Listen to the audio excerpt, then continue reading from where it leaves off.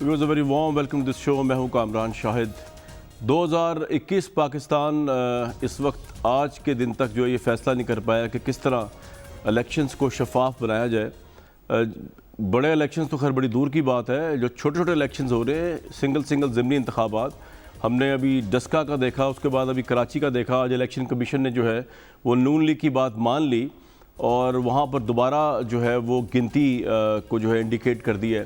تو کہنے کا مطلب یہ کہ چھوٹے چھوٹے جو ضمنی انتخابات ہیں وہ بھی دھاندلی زدہ، وہ بھی الیجڈ ہو رہے ہیں، کنٹروورشل ہو رہے ہیں. تو ملک کے اندر بڑے جنرل الیکشنز جو ہیں ان کا تو سوال ہی نہیں پیدا ہوتا کہ وہ موجودہ حالات، موجودہ تناظر میں، موجودہ سیٹ اپ میں، موجودہ میکنزم کے ساتھ، موجودہ سوچ کے ساتھ جو ہے وہ شفاف ہو سکیں گے. گورنمنٹ کی طرف سے تجویز آئی ہے، اپیرنٹلی تو بڑی سیریس تجویز لگتی ہے کہ الیکٹرانک ووٹنگ کر دی جائے اور اس سے بات شفاف ہو جائے گی. لیکن پرابلم یہ ہے کہ اس سے پہلے ٹیکنالوجی کا جب استعمال کیا گیا تھا لاسٹ 2018 کے الیکشن میں، تو وہ ایک RTS سسٹم تھا جس نے الیکٹرانک طریقے سے جو ہے وہ رزلٹ کو ٹرانسمٹ کرنا تھا، لیکن وہ سسٹم بھی بیٹھ گیا اور اس کا بیک اپ بھی بیٹھ گیا. تو یہ جب چیزیں ساری بیٹھ گئیں تو یہ سارا الیکشن جو ہے اپوزیشن کے نزدیک کنٹروورشل ہو گیا. اب الیکٹرانک ووٹنگ کے اندر بہت سے مسائل ہیں. ایک تو اگین اس کا تعلق سسٹم سے ہے جو کبھی بھی بیٹھ سکتا ہے. دوسرا یہ کہ اس کا تعلق انٹرنیٹ ٹیکنالوجی سے ہے اور اس کا تعلق ایک لٹریسی سے بھی ہے. پاکستان کی عوام ہر جگہ پہ اس کا وہ ایجوکیشن کا لیول نہیں ہے کہ جو الیکٹرانک ووٹنگ سے فلی استفادہ حاصل کر سکے، اور پاکستان کے ہر علاقے میں انٹرنیٹ کی فیسلٹی بھی نہیں ہے جہاں پر ایکٹیو الیکٹرانک ووٹنگ جو ہے ہو سکے.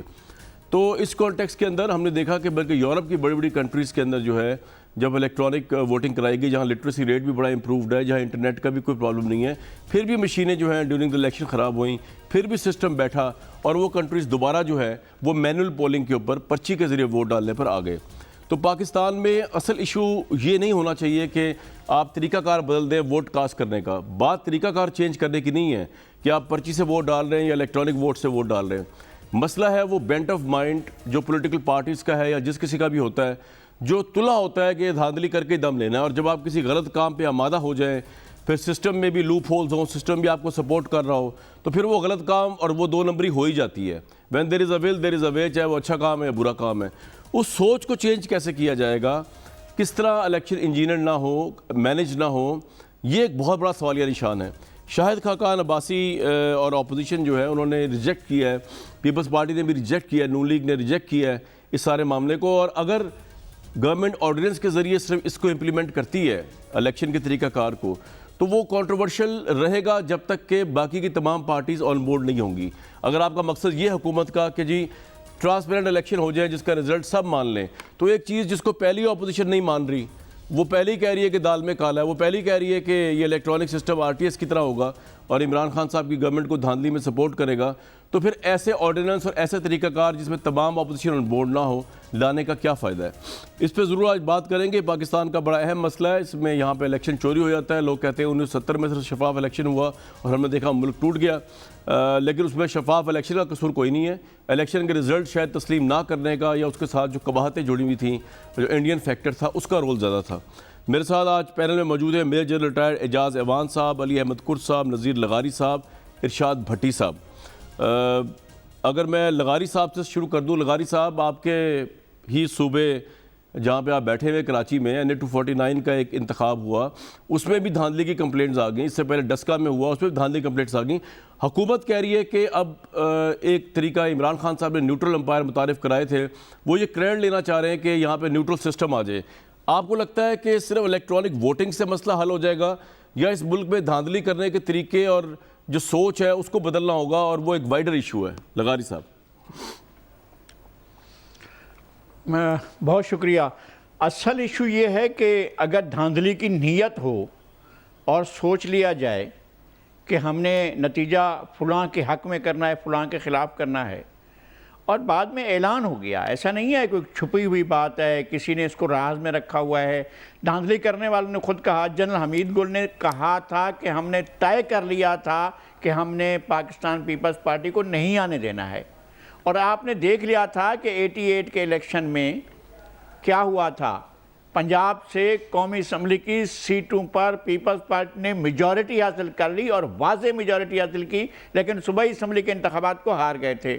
اور یہ مینوپولیشن جو ایک دن بعد ہوئے تھے، دھاندلی تھی، انجینئرنگ تھی، مینوپولیٹنگ تھی، جو بھی تھا، بہرحال وہ الیکشن نہیں، چونکہ طے کر لیا گیا تھا کہ پنجاب پیپلز پارٹی کو نہیں دینا ہے، اس لیے وہ ہو گیا تھا۔ پھر اس کے بعد آتا ہے ایک اور زمانہ، اس کے 2 سال کے بعد 1990 میں الیکشن ہوتے ہیں، وہاں ایک آئی جی آئی بنتی ہے، پھر آئی جی آئی کی فنڈنگ ہوتی ہے، پھر اس فنڈنگ کا راز کھلتا ہے، پھر مہران بینک آتا ہے، پھر یونس حبیب آتا ہے، پھر جنرل دورانی آتے ہیں، پھر کروڑوں تقسیم ہوتے ہیں، 1 کروڑ اس کو، 1 کروڑ اس کو، 2 کروڑ اس کو، 5 کروڑ اس کو، یہ ساری رقم بانٹی جاتی ہے، اور بانٹی اس لیے جاتی ہے کہ فلاں پارٹی آ جائے، فلاں پارٹی بالکل نہ آئے، یہ طے کر کے بانٹے جاتے ہیں پیسے، اور کھلے عام بانٹنے والا اعتراف کرتا ہے۔ اور میں تو یونس حبیب صاحب کو بھی جانتا تھا اور ان کے منہ سے بھی سنا تھا، لیکن جن لوگوں نے جہاں جہاں پیسے پہنچائے ان میں سے بھی کچھ لوگوں سے میں واقف رہا ہوں، ان سے بھی باتیں ہوئی ہیں کہ کس طرح سے آج جو ولی اللہ بن کر بیٹھے ہوئے سیاست میں، ان ولی اللہ لوگوں نے بھی پیسے لیے تھے۔ اور اب میں اشارہ میرا ہمارے ملتان کے مخدوم کی طرف نہیں ہے، لیکن ملتان کے ہی ایک ولی اللہ بنے ہوئے سیاست میں، انہوں نے جو ہے وہ پیسے لیے تھے، سب کو پتا تھا۔ تو اس طرح کے پیسے لیے الیکشن 2018 میں سر کیا ہوا جس کی وجہ سے اپوزیشن اتنی سیخ پا ہوئی ہے اور کہہ رہی ہے کہ جی ہم نے کوئی بات ماننی نہیں ہے، R T S type system مانا؟ 2018 میں کیا ہوا آپ کے نزدیک؟ 2021 تک آپ نے دیکھا تھا، دیکھیں ہم نے مانیٹر کیا تھا، ہم نے رات بھر دن بھر جب وہ شروع ہوا پولنگ کا سلسلہ، اور پھر جب شام کے وقت یہ شکایات آنے لگیں کہ آر ٹی ایس سسٹم بیٹھ گیا ہے اور فارم 45 نہیں دیا جا رہا ہے، تو اس وقت سے سب نے ہم نے دیکھا، پھر نتائج جو ہے وہ بننا شروع ہوئے، نتائج گننے شروع نہیں ہوئے تھے، نتائج بننے شروع ہوئے تھے، یہ زیادہ بہتر بات ہوگی، اور نتائج بن گئے، اور پھر آنے والے آ گئے اور بیٹھے ہوئے ہیں۔ میں کہتا ہوں کہ جب تک یہ انٹینشن رہے گی کہ ہم نے اپنی مرضی سے فلاں کو بٹھا دینا ہے اور فلاں کو اتار دینا ہے اور فلاں رہے گا فلاں نہیں رہے گا، تو پھر آپ اس طرح سے جتنے الیکشن کر رہے ہیں جو سر یہ آپ کا پوائنٹ آ گیا، بالکل ٹھیک ہے، راستہ نکل آتا ہے۔ بالکل ٹھیک ہے سر۔ علی احمد کرد صاحب، گورنمنٹ کہہ رہی ہے کہ الیکشن ریفارمز لا کے الیکشن کو ونس اینڈ آلویز کے لیے شفاف کر دیں گے۔ پرائم منسٹر عمران خان کہہ رہے ہیں میں نے پہلے کرکٹ میں بھی نیوٹرل امپائر متعارف کرائے تھے، اب یہ جو میں سسٹم انٹروڈیوس کرنے جا رہا ہوں الیکٹرانک ووٹنگ کا، اس کے ذریعے ملک کے اندر ایسے انتخابات ہوں گے نیکسٹ الیکشن جس میں سب انسان، ہارنے والا بھی تسلیم کرے گا اپنی شکست کو۔ آپ کو لگتا ہے کہ الیکٹرانک ووٹنگ جو کہ یورپ میں چلی لیکن کئی جگہوں پہ ریجیکٹ بھی ہوئی اور پاکستان میں اس کے مسئلے بھی بہت ہیں، یہ کافی ہے دھاندلی روکنے کے لیے، یا کچھ سوچ چینج کرنی پڑے گی، کوئی لوگوں کو چینج کرنا پڑے گا، کوئی کیا کرنا پڑے گا، یہ کافی ہے یہ جو پرائم منسٹر سوچ رہے ہیں؟ کرد صاحب۔ کامران شاہ صاحب دیکھیں، الیکٹرانک ووٹنگ کا سسٹم ہو یا کوئی بھی سسٹم ہو، جی وہ لوگ جو بڑے لوگ ہیں، آپ کو بھی معلوم، مجھے بھی معلوم ہے، جب تک وہ اپنی روش چینج نہیں کریں گے، اپنا بیہیویئر چینج نہیں کریں گے، جب تک وہ دخل اندازی سے باہر نہیں آئیں گے، آپ جو بھی جتنے بھی اصلاح، جتنے بھی ریفارمز کرتے رہیں، اس کا کوئی فائدہ نہیں ہوگا۔ وہ لوگ جو میں نے ہمیشہ کہا کہ باہر بیٹھ کر جو سارا مینیپولیٹ کرتے ہیں، سارا مینیج کرتے ہیں اور سارے الیکشن کو ایک رات کے اندر نیچے اوپر کرتے ہیں، آپ ان کو ایک طرف کر دیں، آپ کو ریفارمز کی ضرورت ہی نہیں ہے۔ رائٹ۔ جنرل صاحب، آپ ایگری کر رہے ہیں کہ یہ بڑے لوگ کی دخل اندازی، یہ مینیپولیشن کرنا، اس سے معاملہ حل ہو جائے گا چاہے ووٹنگ کا طریقہ کوئی بھی ہو؟ Thank you Kamran. دیکھیں بات یہ ہے کہ یہ تو ایک وہ گھسا پٹا راگ ہے جو بڑے عرصے سے الاپا جاتا ہے اور اس کو ساری دنیا سن بھی رہی ہے اور ہم بھی سنتے آ رہے ہیں۔ جب یہ راگ نہیں الاپا گیا تھا اور جب باہر بیٹھے ہوئے نے مداخلت بقول ان کے نہیں کی تھی 1970 کو، یہ میں صرف ایک بات کروں گا اور پھر کام کی بات کی طرف آئیں گے، تو اس وقت آپ نے بھی کہا کہ فیئرسٹ انتخابات ہوئے اس ملک کے، اور آج تک کوئی یہ ڈینائی نہیں کر سکتا کہ 1970 کے انتخابات رگڈ تھے۔ وہ بالکل فیئر الیکشن تھے، لیکن اس میں رزلٹ کے جو الیکشن کا رزلٹ تھا اس کو تسلیم کرنے سے ہی انکار کر دیا گیا، اور پھر جو کچھ ہوا وہ ہماری ایک تاریخ ہے، افسوسناک تاریخ کا چیپٹر ہے۔ اسی وقت پہلی دفعہ 1 مین 1 ووٹ انٹروڈیوس کیا گیا تھا، اور پھر 1 یونٹ کو توڑ کر صوبے بنائے گئے اور اس طرح انتخابات ہوئے۔ لیکن جنہوں نے رزلٹ تسلیم نہیں کرنا تھا انہوں نے نہیں کیا، اپوزیشن بینچز پہ نہیں بیٹھے، اور ملی بھگت سے اس ملک 2 لخت ہو گیا۔ اب بات آتے ہیں جس کی طرف آپ کا اشارہ ہے یا جو پوری قوم کی ڈیمانڈ ہے، الیکٹرانک ووٹنگ. یس، الیکٹرانک ووٹنگ بھی ایک طریقہ ہے، لیکن جہاں ول نہ ہو وہاں آپ کوئی بھی رزلٹ لے آئیں، کوئی بھی نتیجہ لے آئیں، کوئی بھی سسٹم لے آئیں، کوئی بھی ریفارمز لے آئیں، جنہوں نے سسٹم کو سیبوٹاج کرنا ہے. انسانوں کے بنائے ہوئے سسٹم سیبوٹاج ہمیشہ ہو جاتے ہیں، ان کا کاؤنٹر بھی ہوتا ہے. لیکن اگر ہماری نیتیں صاف ہوں، جو کہ نہیں ہیں، تو ہمارے پڑوسی ملک میں ہندوستان میں 80 کروڑ ووٹر ہے اور پاکستان میں صرف 8 کروڑ ووٹر ہے، جن میں سے جب ووٹ پول ہوتے ہیں تو ان میں سے بھی تقریباً 55% بیسٹ پول ہوا ہے پاکستان میں. ہندوستان میں 6 ہفتے انتخابات ہوتے رہتے ہیں، لیکن انہوں نے الیکشن کمیشن کو اس طریقے سے ایمپاور کر دیا ہے. سر جنرل صاحب مجھے ایک بات بتائیے، سر آپ بالکل صحیح فرما رہے ہیں کہ when there is a will، اور میں نے یہ بھی کہا آپ سے پہلے کہا تھا کہ اگر 2 نمبری کرنے کی ول بھی ہو تو پھر بھی مسئلہ ہو جاتا ہے اور الیکٹرانک ووٹنگ اسے معاملہ رکے گا نہیں. لیکن پاکستان میں اب آپ کے خیال میں الیکٹرانک ووٹنگ اگر اپوزیشن ریجیکٹ کرتی ہے، ان کے سامنے 2018 کا پریسیڈنٹ ہے جو الیکٹرانک سسٹم تھا رزلٹ ٹرانسمٹ کرنے کا RTS، وہ بیٹھ گیا، اس کا بیک اپ بھی بیٹھ گیا، تو الیکٹرانک ووٹنگ وہ کہہ رہے ہیں جی آپ مینیج کر لیں گے، اس کی پتہ نہیں وہ سیٹ اپ کون کرے گا، اس کو کنٹرول کون کرے گا. یہ کنسرن کے ساتھ تو یہ مسئلہ بھی حل ہونے والا نہیں ہے. ہمارے ملک میں اس لیے یہ کامیاب ہونے کے امکانات کم ہیں، یہ نہیں کہ ہمیں ترقی نہیں کرنی چاہیے، آگے کا سوچنا نہیں چاہیے، لیکن الیکشن کمیشن کی اپنی صلاحیت ایک بات، اور دوسرا جس طریقے سے انتخابات کرائے جاتے ہیں، آپ سکول ٹیچرز کو پکڑ کر ان کی ڈیوٹیز لگائی جاتی ہیں کہ آپ نے فلاں پولنگ بوتھ پہ ان سکول ٹیچرز نے ڈیوٹی دینی ہے، وہاں پہ پارٹیوں کے ریپریزنٹیٹیو بھی موجود ہوتے ہیں، لیکن وہ جو ملازمین الیکشن کے کنڈکٹ کرا رہے ہوتے ہیں، ان کی پوسٹنگز اور ٹرانسفرز ان لوگوں کے ہاتھوں میں ہوتی ہیں جو انتخابات کو اگر رگ کرنا چاہیں، رزلٹ کو تبدیل کرنا چاہیں تو کرا دیتے ہیں.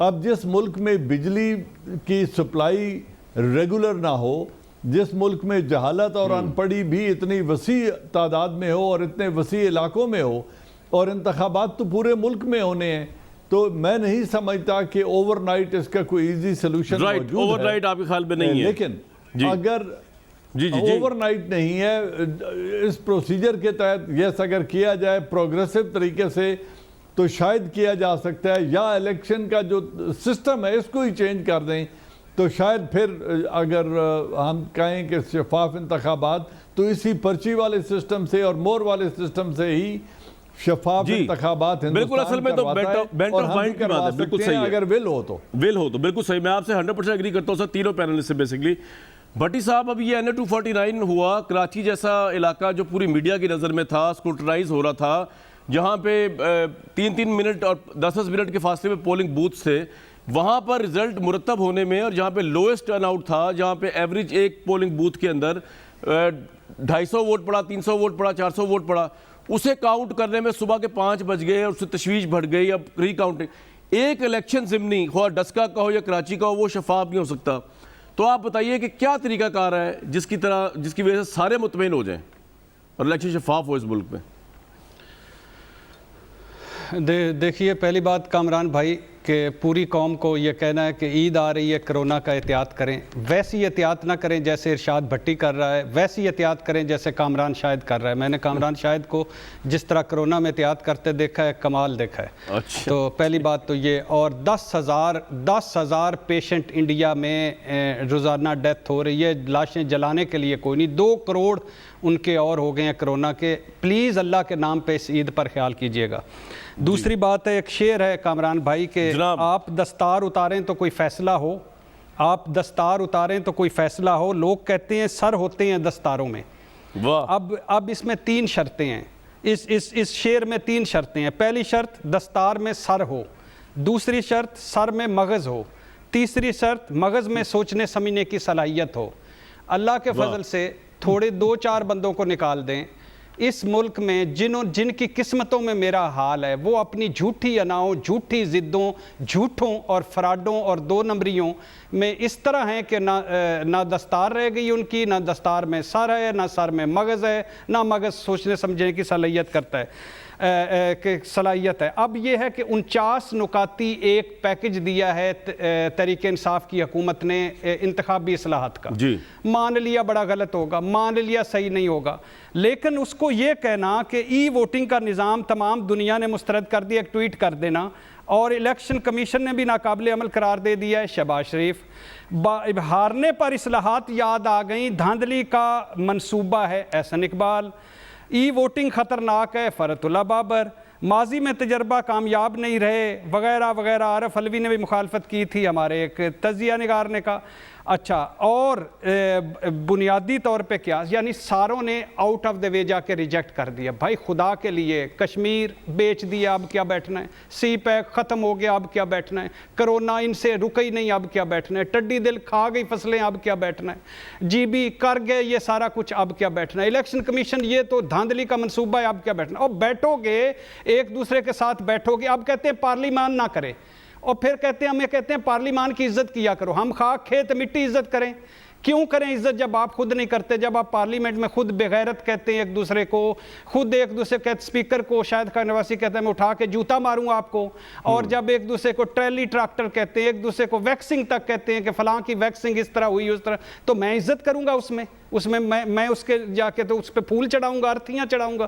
نہیں، آپ بیٹھیں گے بھائی، بیٹھیں گے، ای ووٹنگ نہیں ہے، چھوڑ دیں، سی ووٹنگ کر لیں، بی ووٹنگ کر لیں، ڈی ووٹنگ کر لیں، ڈسکا میں 2 قتل ہو چکے، دوسری مرتبہ انتخاب کے بعد کوئی تھوڑا سا ہوا، نوشہرہ میں ابھی بھی پیپلز پارٹی نے دیا ہوا کہ بھٹی صاحب قصور کس کا ہے؟ وہ کیا کہ یہ تو آپ سارے واقعات صحیح بتا رہے ہیں، ساروں کا ہے، ساروں کا ہے قصور بتاتا ہوں۔ ایک تو دھاندلی ہوتی ہے، کوئی 70 کا الیکشن بھی فیئر نہیں ہوا تھا بائی دا وے، اگر آپ کور دیکھیں گے جب تو بہت سارے ایسے ہیں، بہرحال چھوڑ دیں۔ اچھا، ایک تو دھاندلی ہوتی ہے، دوسری دھاندلی کرتے بھی ہیں، تیسرا روندو کلچر بھی ہے کہ کسی نے عملی طور پر کچھ نہیں کرنا، جس نے ہار جانا ہے اس نے خوب رونا ہے، اور رو کر 22 جماعتوں نے کہا تھا 2013 کا الیکشن کہ آروز کا الیکشن ہے، عمران خان 18 میں آ کے باہر سڑکوں پہ آ گیا، اسی طرح پیچھے، اسی طرح بے نظیر، اسی طرح نواز شریف، اسی طرح کاف لیگ، اسی طرح۔ تو سر اس کا حل کیا ہے پھر اس ملک میں الیکشن کا؟ پھر میں حل پہ آتا ہوں۔ پھر دوسری بات، ہم معذرت کے ساتھ اقلیت کو نکال دیں، اچھے لوگ موجود ہیں، لیکن بحیثیت قوم ہم کرپٹ لوگ ہیں، بے ایمان لوگ ہیں، جس کا جو داؤ لگتا ہے لگا لیتا ہے۔ یہ شفاف انتخابات کے جو نعرے مار رہے ہیں نا، یہ جو آج کل مار رہے ہیں، یہ سب خود دھاندلی کی پیداوار ہیں۔ ابھی علی احمد کرد صاحب اور نذیر لغاری صاحب نے ادھر اشارے کیے، یہ سارے خود دھاندلی کی پیداوار ہیں۔ دھاندلی ختم تو یہ ختم، بات ایک ہے کہ کیسے یہ رکے گی دھاندلی؟ جب یہ ساری اپنی جھوٹی اناؤ ضدوں کو سائیڈ پہ رکھ کر ایک ٹیبل پہ بیٹھیں گے تو تب رکے گی۔ اصلاحات بنائیں، بالکل ٹھیک ہے جی، بیٹھ گیا تھا، ای ووٹنگ ٹھیک نہیں ہے تو کوئی اور لے آئیں۔ سر یہ آپ کا پوائنٹ آ گیا، بڑا کمپریہنسو پوائنٹ آ گیا، بالکل ٹھیک ہے۔ آپ کے اور جنرل صاحب کے پوائنٹ کو میں کرد صاحب سیاستدانوں کا بھی تو بڑا قصور ہے نا۔ اب NA 249 میں آپ دیکھ لیں کہ وہ جو اتحادی تھے PDM کے، پیپلز پارٹی اور نون لیگ، وہ ایک دوسرے پر دشنام ترازی کر رہے ہیں۔ پیپلز پارٹی پر نون لیگ الزام لگا رہی ہے کہ یعنی موومنٹ چلائی تھی دھاندلی کے خلاف۔ کامران بھائی جی، صرف ایک کرد صاحب کے جانے سے جاتے ہوئے انہوں نے ایک بات کی تھی کہ یہ جو باہر بیٹھے ہوتے ہیں کرتے ہیں، میں کرد صاحب سے 100% ایگری کرتا ہوں کہ باہر سے کوئی مداخلت نہیں ہونی چاہیے، لیکن مجھے یہ بتا دیں کہ مفتح اسماعیل نے کیوں کہا ہے کہ بلیک باکس فوج کی نگرانی؟ سر میں یہی پوچھنے لگا تھا بھٹی صاحب، کہ فوج کو نگرانی کرنی چاہیے۔ یہ 26 نکات تھے ان کے PDM کے، اسٹیبلشمنٹ کو ختم کرنا ہے، سلسلہ ختم کرنا ہے، فلانا ختم کرنا ہے، اور یہ روندو ہیں، یہ 2 نمبریاں کرتے ہیں، فراڈ کرتے ہیں، ان کا اصل اندر اور ہے باہر اور ہے۔ بالکل ٹھیک ہے۔ کرد صاحب کہنے کا مطلب یہ کہ میں آپ کو یہ بتا رہا تھا جو بھٹی صاحب بھی کہہ رہے ہیں کہ یہ دونوں پارٹیز اتحادی ہونے کے باوجود ایک دوسرے پہ دھاندلی کے الزامات ایک نے دوسرے پہ لگا دیے ہوئے ہیں، اور ایک نے یہ کہا کہ جی دوسرا نعرہ یہ تھا PDM کا ایک دھاندلی، دوسرا یہ تھا کہ جی فوج کی انوالومنٹ نہیں ہوگی۔ انہوں نے فوج پہ کبھی آپ ٹرسٹ کرتے بھی نہیں ہیں، پھر جب آپ ٹرسٹ کرنے کی باری آئے تو آپ کہتے ہیں ان پہ ہی ٹرسٹ کرنا ہے۔ کہ نون لیگ نے کہا جی جو جتنے بھی بیلٹس ہیں وہ ان کی نگرانی میں دے دیے جائیں۔ تو سر سچویشن جو ہے اس میں سیاستدانوں کا بھی تو بڑا کردار ہے کرد صاحب، سارے باہر کے یا بڑے لوگ ہی تو نہیں نا ہیں۔ نہیں کامران صاحب بالکل آپ صحیح کہتے ہیں، سیاستدان کوئی فرشتے نہیں، کوئی آسمان سے اترے ہوئے نہیں ہیں، انہوں نے جو ہے یہ ملک آج جن حالات میں پہنچا ہے ان میں صرف وہ بڑے بوٹ والے ذمہ وار نہیں، یہ بھی ذمہ وار ہے، بالکل میں مانتا ہوں۔ ان میں وہ عقل نہیں، ان میں وہ تدبر نہیں، ان میں وہ بصیرت نہیں جس طریقے سے وہ یہ ملک لے جانا چاہتے ہیں۔ یہ ہمارے ساتھ والا جو ہمارے ساتھ ہمارے ملک میں جس کے ابھی الیکشن کے بارے میں جو تعریف ہو رہی تھی کہ وہ ان کا الیکشن کمیشن اتنا پاورفل ہے کہ کوئی دم نہیں مار سکتا، اس الیکشن میں 80,000 ووٹر ووٹ ڈالتے ہیں، ایک آدمی اٹھ کر جو ہے اس پہ اعتراض نہیں کرتا۔ تو انہوں نے سسٹم بنایا ہے، سسٹم صرف ایک آدمی صاحب سے مجھ سے نہیں بنتا، مگر میں اب یہ کہتا ہوں کہ اب وقت آ گیا ہے، اب وہ لوگ جو اس ملک کو 70 سال سے چلا رہے ہیں ان کو بس آپ اپنے ہاتھ اٹھا لینے چاہیے۔ یہ ملک بہت تباہی کے قریب پہنچا ہے، یہ صرف یہ جو بڑے تھنک ٹینک لے کر بیٹھے ہوئے ہیں اور صبح شام ان کے رپورٹس آتے ہیں کہ سب کچھ بہتر ہے، سب کچھ بہتر نہیں ہے۔ اس ملک میں بہت برے حالات ہیں، الیکشن کے حوالے سے بہت برے حالات ہیں۔ اس وقت اس ملک میں لیڈرشپ کا فقدان ہے۔ میں ایک ایسی بات کر رہا ہوں جو ممکن ہے لوگوں کو ہضم نہیں ہو۔ اس وقت لیڈرشپ کا فقدان ہے، اس وقت پی ڈی ایم میں جو دراڑ پڑی ہے اس کے بعد لوگوں کا ہر طرح سے اعتماد اٹھ گیا ہے۔ اب سیاسی جماعتوں پہ، سیاسی لیڈروں پہ اور سب سے، وہ جو بڑے بڑے بوٹ والے بیٹھے ہیں ان سے بھی اعتماد اٹھ گیا ہے۔ اس وقت یہ ملک اب بالکل لاوارثوں کی طرح ہے، اس میں کوئی شخص ایسا نہیں ہے جس کو ایک گائیڈ لائن دے کے ایک راستے پہ ڈال سکے، ایک سمت پہ ڈال سکے۔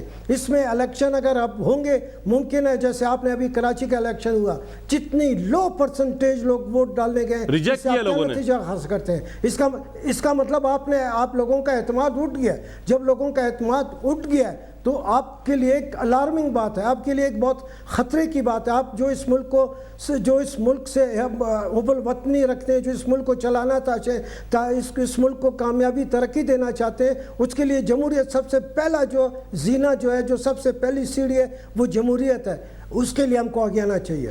پی ڈی ایم بنی، لوگوں کی امیدیں ہوئیں، اچھے لوگوں کے، سب سے زیادہ میری امیدیں تھیں، مگر کیا ہوا آپ نے؟ تو اس میں بھی لوگوں کی جو لوگ جو سمجھتے ہیں، کور صاحب بات یہ ہے کہ آپ نے کہا لیڈرشپ کا فقدان ہے، لیڈرشپ کا فقدان آپ کہہ رہے ہیں، لیکن لیڈرشپ تو ہمیں نظر آئی ہے۔ یہ لوگوں کی امیدیں کس نے بڑھانی ہیں؟ لوگوں کی امیدیں کس نے بڑھانی ہیں؟ لوگوں کے جذبات کس نے پہنچانی ہیں؟ لوگوں کے احساسات کس نے پہنچانی ہیں؟ لوگوں کو آگے لے کر کس نے جانا؟ میں بتا رہا ہوں آپ کو، یہ کرد صاحب، یہ سیاست دانوں نے، میرے حکمرانوں نے، میری آگے جو میں سر بتانے لگا ہوں، جب یہ کھڑے ہو جائیں گے، میں بتانے لگا ہوں کہ کس نے آگے لے کے جانا ہے۔ ہمارے پرائم منسٹر، آپ کرد صاحب میں آپ سے ڈس ایگری کرتا ہوں، ہماری لیڈرشپ اگر آپ نے دیکھنی ہے تو آپ کو سڑکوں پہ عوام کے ساتھ گھلتی ملتی نظر آئے گی۔ لوگ کہتے تھے پرائم منسٹر عوام کو فیس نہیں کر سکتے، پرائم منسٹر صبح 10 بجے نکلے اور رمضان بازار کا انہوں نے وزٹ کیا ہے، اور آپ دیکھیں ذرا کہ عوام میں کس طرح گھل مل گئے ہیں وہ، اور عوام نے کس طرح ان کو اپریشیٹ کیا۔ دکھائیں جی ذرا لیڈرشپ۔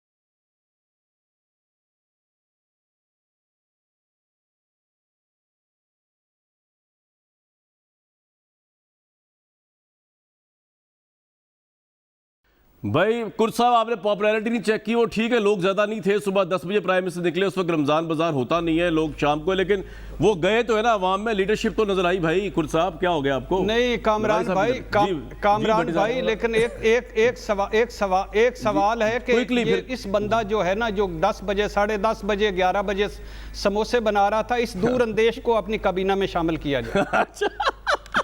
یہ آپ نے بڑا شک ہے کرد صاحب، آپ کہتے ہیں عوام میں یہ گورنمنٹ نکل نہیں سکتی، اتنی مہنگائی ہے۔ پرائم منسٹر نے وہاں جا کے مہنگائی بھی چیک کی ہے، وہ ٹھیک ہے لوگ نہیں تھے، وہ ٹھیک ہے لوگ کہہ رہے مینج کیا گیا، واٹ ایور، مجھے نہیں پتا کیا گیا، لیکن یور ٹیک، لیڈرشپ تو نظر آئی ہے بھائی، گاڑی چلائی ہے انہوں نے کرد صاحب۔ نہیں، یہ آپ اس سنجیدگی سے بات نہیں کر رہے ہیں، نہیں ایسے نہیں ہوتا، لیڈر ایسے نہیں ہوتے۔ جنہوں نے تاریخ پڑھی ہے، جنہوں نے لیڈر دیکھے، میں نے اس ملک میں بہت بڑے بڑے لیڈر دیکھے ہیں۔ یہ وہی ملک تھا کہ جب تک کہ ایسٹ پاکستان اور ویسٹ پاکستان ایک تھے، ہم نے بہت بڑے بڑے لیڈر پیدا کیے، بہت بڑے بڑے لیڈر پیدا کیے۔ ایک آدمی، کوئی مائی کا لال ان کے اوپر انگلی نہیں اٹھا سکتا تھا۔ اس کے بعد جب بنگلہ دیش گیا جہاں سے تحریکیں شروع ہوتی تھی، جب کراچی کو کرش کیا، جب سے تحریکیں وہاں سے اٹھتی تھی، یہ جاگیرداروں کا ملک ہے اس وقت۔ یہ ویسٹ پاکستان جو ہے یہ جاگیرداروں کا، نوابوں، چودھریوں، سرداروں اور وڈیروں کا ملک ہے۔ بات یہ ہے کہ یہ عدلیہ ان کی عدلیہ ہے۔ یہ آپ کی بات ٹھیک ہو سکتی ہے، لیکن پرائم منسٹر نے نیا وزیر خزانہ بھی لگا دیا صرف اسی وجہ سے کہ لوگ مہنگائی کے ہاتھوں مزید پریشان نہ ہوں، تو کچھ تو اپریشیٹ کریں نا کہ مہنگائی اب کم ہوگی۔ شوکت ترین صاحب آ گئے۔ واہ کیا بات کیا آپ نے۔ آج پنجاب میں ایک آدمی نے، کامران صاحب، یا تو اس ملک میں سینسٹیو آدمی کو ہونا نہیں چاہیے، حساس دل، ایک آدمی نے صرف بیوی کے ساتھ اس جھگڑے پر کہ اس بچوں کے لیے عید کے کپڑے لے آؤ، وہ نہیں لا سکا، وہ چاروں 3 بچیوں اور ایک بیٹے کو اس نے نہر میں پھینک دیا۔ آپ کہتے ہیں مہنگائی نہیں ہے؟ کیا بات کرتے ہیں؟ آپ کو پتہ ہے اس ملک میں بے روزگاروں کا کیا حال ہے؟ میں نے خدا کی قسم، ابھی میں کیا کہوں آپ کو، بہت پڑھے لکھوں کو سویپر کے لیے لائن میں کھڑے ہو کر جو ہے انٹرویو دیتے ہوئے دیکھا ہے میں نے۔ اس میں بہت دینی لحاظ سے بڑے پہنچے ہوئے لوگ تھے۔ آپ کیا بات کرتے ہیں؟ اس ملک میں جو مہنگائی ہے اس کا آپ کو اندازہ نہیں ہے، جو بے روزگاری ہے اس کا آپ کا علم نہیں ہے، جو لوگوں میں ایک بے چینی ہے، جو خوف ہے، ایک انجانا سا خوف ہے کہ پتہ نہیں یہ کس راستے پہ جا رہا ہے۔ مسئلہ یہ ہے کہ پرائم منسٹر کہتے ہیں میری قابل فخر پرفارمنس ہے۔ نذیر لغاری صاحب، کرد صاحب، جتنا بھی کہہ لیں، باقی لوگ کہہ لیں، وہ کہہ رہے ہیں میری قابل فخر پرفارمنس۔ جی بھٹی صاحب جی بتائیں، پھر میں بریک ہی لے لوں، اس کے بعد لغاری صاحب کو بتاؤں گا۔ جی فرمائیں۔ جی میں صرف آپ نے شوکت ترین کا نام دیا تو جو کرد صاحب بات کر رہے ہیں، جس طرح جو حال غریب کا ہو گیا ہے، اللہ معاف کرے۔ شوکت ترین نے کہا آئی ایم ایف نے پاکستان کے ساتھ زیادتیاں کی ہیں، بجلی مہنگا کرنے کا مطالبہ ناجائز ہے، معیشت کا پہیہ چل نہیں رہا، یہ شوکت ترین کہہ رہے ہیں، وزیر خزانہ۔ قیمتیں بڑھانے سے سر یہ پوائنٹ آ گیا آپ کا۔ جی میں ایک بریک لے رہا ہوں، اس کے بعد میں نذیر لغاری صاحب اور جنرل صاحب کے پاس جاؤں گا کہ یہ واقعہ صحیح بتایا کرد صاحب نے کہ 4 بچوں نے اپنے باپ سے جو ہے وہ مزدور تھا، مانگا عید پہ کپڑے، تو انہوں نے جو ہے مجبور ہو کے جو ہے 4 بچوں کو کپڑے دلانے کے لیے لے کے نکلے گھر سے باہر اور نہر میں پھینک دیا۔ تو یہ اس ملک کے اندر پوزیشن ہوئی ہے نیا پاکستان میں، اور ان ایمپلائمنٹ اپنے پیک پہ، اس پہ کوئی دو رائے نہیں ہے، حکومت کی پالیسیز ان کو مینیج ہے، لیکن پرائم منسٹر نے یہ کہا ہے کہ ان کو اپنی 2.5-3 سالہ پرفارمنس قابل فخر، قابل رشک لگتی ہے۔ پوچھیں گے واپس آ کے لغاری صاحب اور جنرل صاحب سے بھی اس میں کتنی سچائی ہے۔ ایک بریک لیں گے جی۔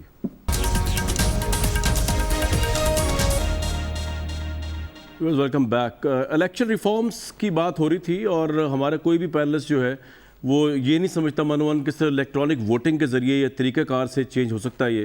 اس کے لیے پورا مائنڈ سیٹ چینج کرنے کی ضرورت ہے۔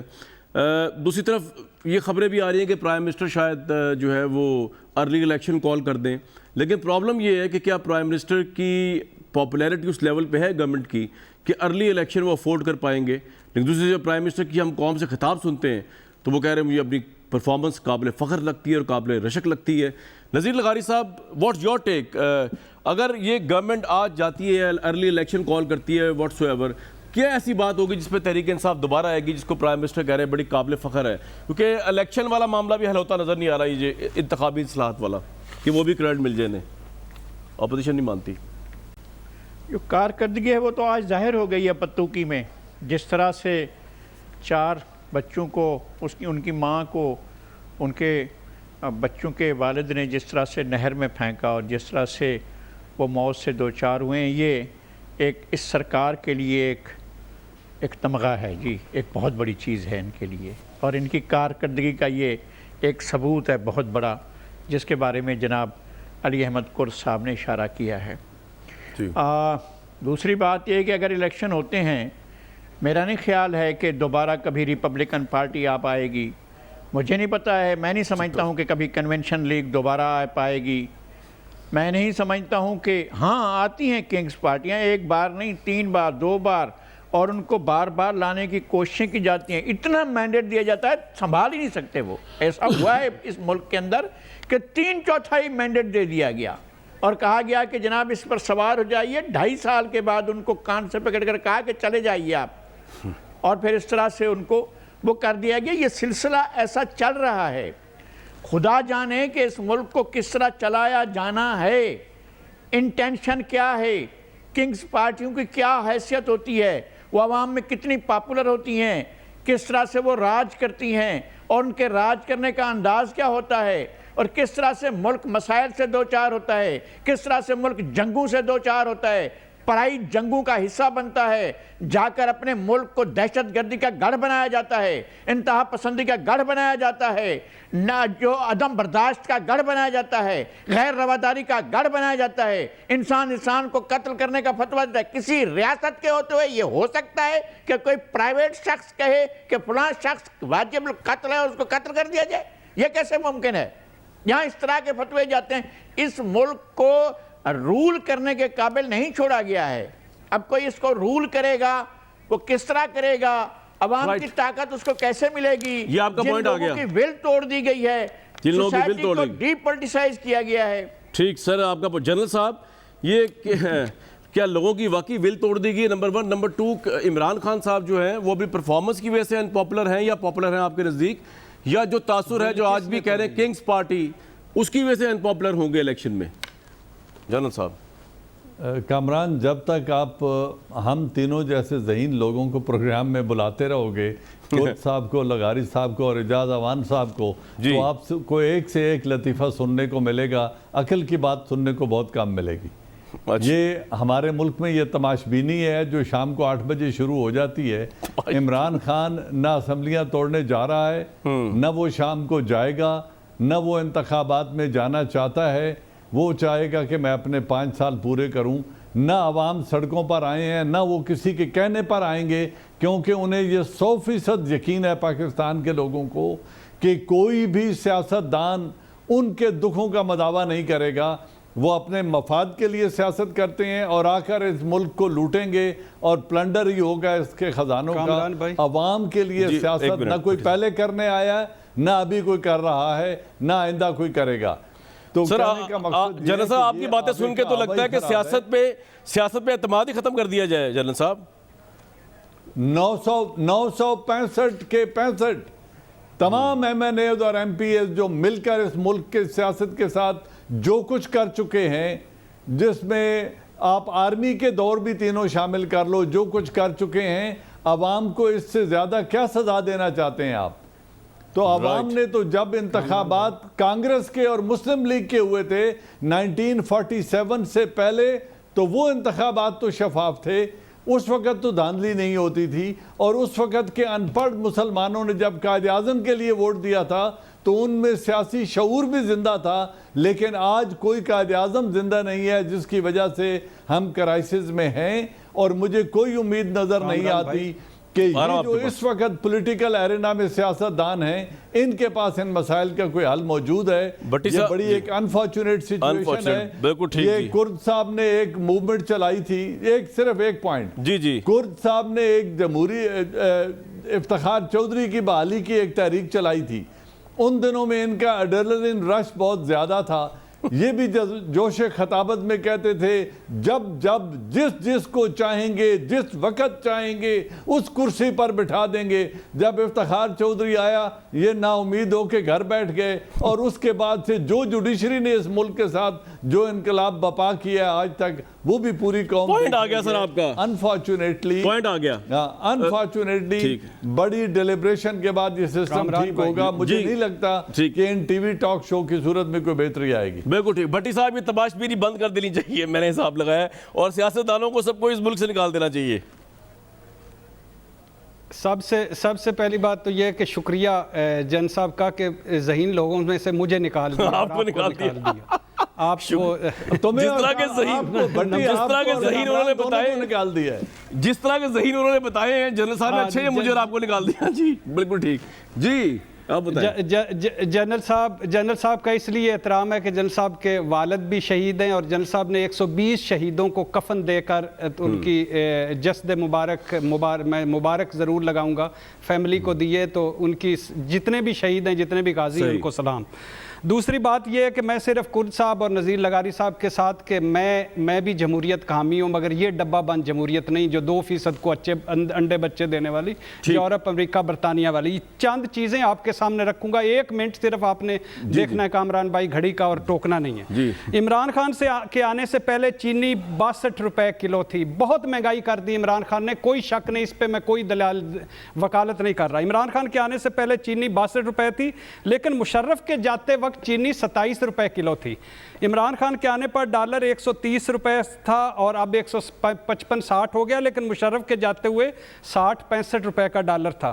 عمران خان کے آنے پر 100 روپے فی لیٹر تیل تھا، مشرف 46 روپے فی لیٹر تیل چھوڑ گیا تھا. مشرف کا PIA دیکھ لیں، مشرف کا سٹیل مل دیکھ لیں، مشرف کا ریلوے دیکھ لیں. سر وقت کی قلت ہے، مجھے کرد صاحب کو ٹائم دینا ہے. آپ کا پوائنٹ سمجھ آ گیا کہ سیاستدان ناکام ہو گئے. آخری نہیں میں نہیں کہہ رہا، میں کہہ رہا ہوں مشرف کا زر مبادلہ خزانے کی صورتحال دیکھ لیں، مشرف کی مہنگائی اور بے روزگاری دیکھ لیں، یہ دیکھ لیں. اور پھر خدا کے لیے یہ تو تینوں آمر برے ہیں، تینوں کا ماشاء اللہ برا ہے، لیکن اس جمہوریت نے مجھے کیا دیا؟ یہ پتوں کرد صاحب جمہوریت نے کیا دیا ہمیں جلدی سے بتا دیں، وقت بڑا کم ہے. سیاستدان تو فیل ہو گئے جنرل صاحب کے نزدیک. بھٹی صاحب جو فرما رہے ہیں اس سے میں کسی صورت میں ایگری نہیں کرتا ہوں. اگر مشرف صاحب کی اتنی اچھی تصویر انہوں نے پیش کی تو یہ جو لاکھوں کروڑوں لوگ اس کے خلاف نکلے تھے 2 سال تک، اس کا مطلب لوگ غلط تھے. یقیناً لوگ غلط نہیں تھے، لوگ صحیح تھے. سر آپ بھی نکلے تھے جوڈیشری موومنٹ میں. سر آپ میرے محترم آپ بھی نکلے تھے، رزلٹ کیا نکلا؟ نہیں میں رزلٹ کا ذمہ دار نہیں ہوں. میرا کام ایک چیز تھا کہ جو ہم سمجھتے تھے. لیکن کرد صاحب جنرل صاحب کہہ رہے ہیں کہ سیاستدان جو ہیں وہ انہوں نے تباہ کر دیا اس ملک کو، اس کو تو رسپونڈ کرے نا، ان کو تو ملک بدر کر دینا چاہیے ان لوگوں کو. نہیں جنرل صاحب کو ابھی ضروری نہیں ہے کہ بریک لوں گا جی ایک